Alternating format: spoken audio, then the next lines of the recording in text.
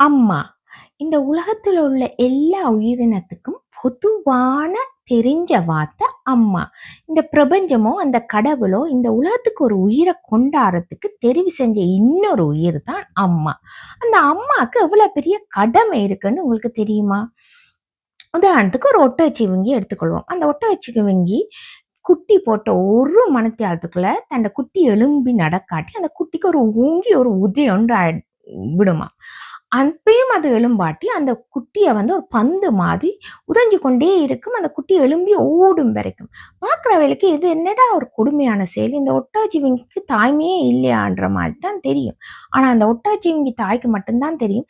தண்ட குட்டி இந்த உலகத்துல வாழணும்டா, நல்லபடியா வாழணும்னா அது எழும்பி ஓடணும். இல்லாட்டி அது ஒரு சிங்கத்துக்கோ, புலிக்கோ இரையாயிடும். ஸோ அதன் தண்ட கடமை அந்த குட்டிய எழும்பி ஓட வைக்கிறா. அதுக்குரிய எல்லா விஷயத்தையும் அது செய்யும்.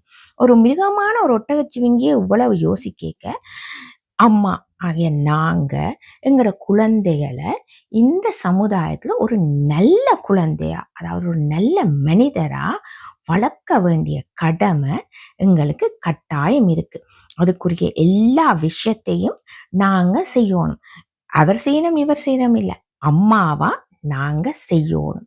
அது எங்களோட கடமை இல்லையா? இப்ப கொஞ்சம் சிந்திப்போமா?